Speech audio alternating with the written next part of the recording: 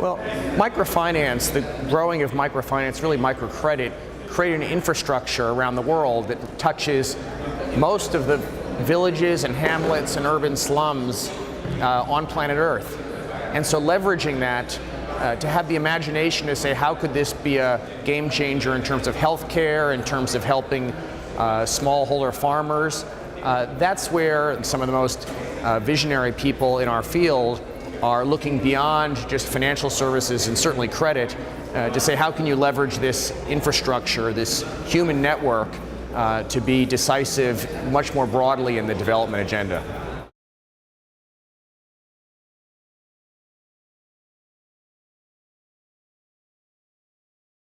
So the people, the physical and human infrastructure that delivers microcredit can do a lot of things to address healthcare issues in the agricultural value chain. It can do it by direct service delivery. It can do it by financing people to access things related to their healthcare or as farmers. Or it can be a social mobilization tool to connect people with existing services that they don't know about or that they're somehow disconnected from. And so in all those roles, and in each society, each context, the gap may be different, but using that human infrastructure to bridge the gaps where they exist can be very, very powerful.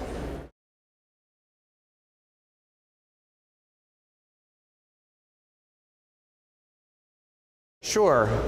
In one case, you may be familiar with an organization called Jamii Bora in Kenya that we've had some contact with and some work with. And they basically found a lot of their borrowers were uninsured on the one hand, and there were a bunch of hospitals, religious hospitals, faith-based hospitals that didn't have enough clients. And they figured out a way through an insurance mechanism to basically solve the problems of both groups as an intermediary and using their financing muscle and also their relationships.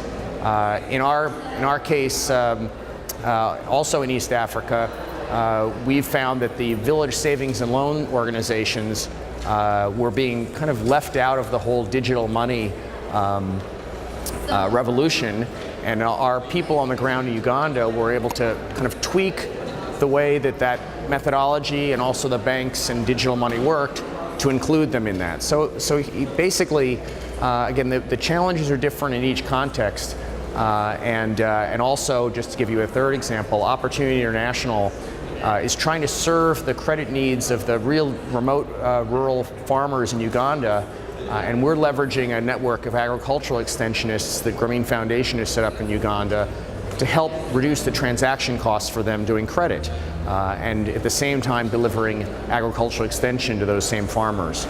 So these are real tangible examples of how using the infrastructure we set up to deliver microcredit can solve other problems.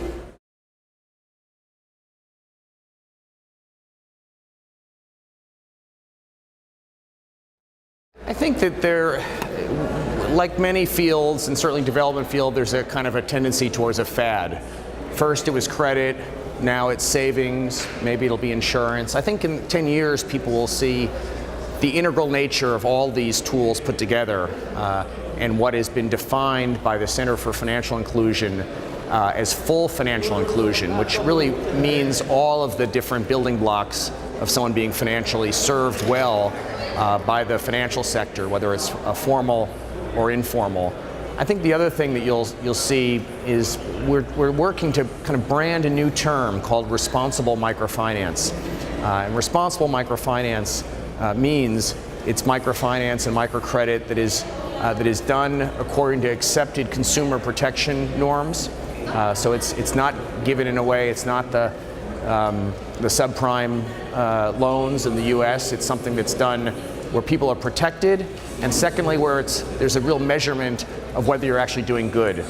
And this is where the Progress Out of Poverty Index that we've developed with partners and other tools such as TrueLift come into play. And so rather than just focused on delivery of a financial product, is it being done in a way that protects people and in fact advances people?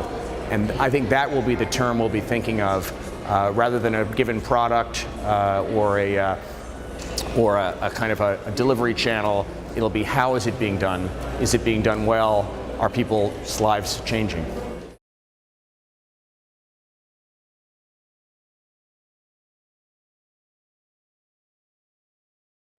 What the sector suffered from, especially as a few bad apples entered into the system, is that it never defined standards. We've been playing catch up on defining standards. Now I think most providers over most of the course of the history of the field would have met reasonable standards if they existed. But now it's important to set those standards and so that it's very clear who is meeting them and who isn't. But I don't think that there's been a major problem. It's just once you popularize something, people come into it opportunistically, and in some cases that's good, and in some cases it's not good. And in any case, that's the time where you really need to set very clear standards.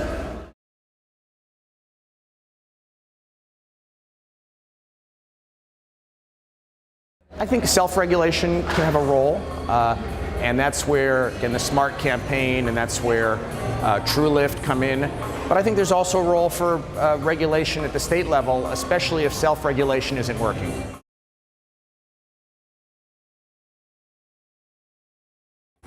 I think if you have most people, if it isn't a fragmented self-regulatory framework, so if you don't have 5 or 6 competing different things that confuse everyone, that'll be a signal.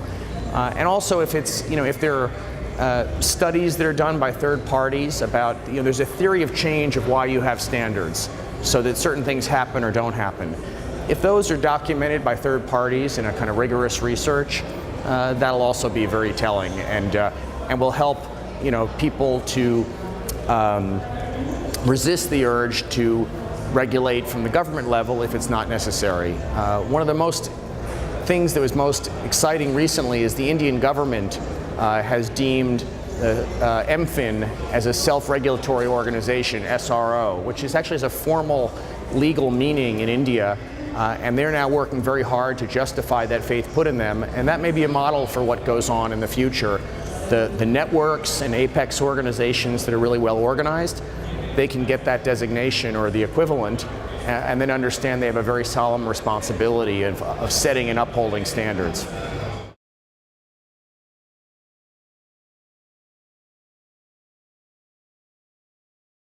One of the things I think we've learned is that the studies that have been done, the quality studies that have been done over the last 20 years, for a while the narrative in the press was emphasizing only the positive findings. And so it built up a kind of a myth that was hard to keep up with. More recently, what's happened is that only the negative findings have been highlighted by the press. And that is dangerous in a different way, in that it basically starts to puncture the support within civil society and government. I think what we need to do is to embrace all the findings, to try to correct what is misrepresented by the press, either too positively or too negatively, and most importantly, not to get into some sort of a debate about whether something works, because microcredit works in certain forms, works very well for one market segment, doesn't work that well for another one, is to use that research to improve, and in particular to embrace this idea of market segmentation. That the poor are not a monolithic group. And if we can use research to say, how can you serve group A but serve group B with a different product mix, research can help us a lot. But again, it's leveraging it to do better, not to get into some sort of stale and pointless debate about whether it works. Finance is critical to consumers, to producers, to business owners. It has been throughout history. By making it available to people, you are almost by definition doing good if you do it in a responsible way. But then let research guide in terms of how you do it, and do it more in a customized way for the poor and different segments of the poor. That's where I think the value is. And if you really look at the 20-25 years of research, I think you'll find that the majority of the findings are quite positive, and that's been true all along. But again, the press sometimes, given their inclination, may emphasize one over the other, and that distortion has created a kind of a political crisis that is now, fortunately, I think it's behind us.